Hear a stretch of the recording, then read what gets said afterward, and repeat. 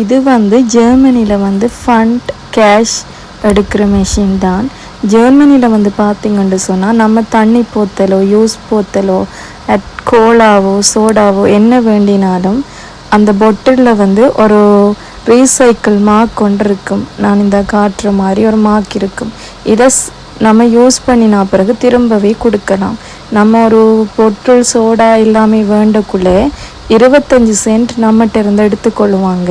நம்ம திரும்ப யூஸ் பண்ணி முடித்த பிறகு அதை கொடுத்து நம்ம அந்த 25 சென்ட் போட்டு எத்தனை பொட்டில் இருக்கோ அந்த காசை திரும்ப பெறலாம்.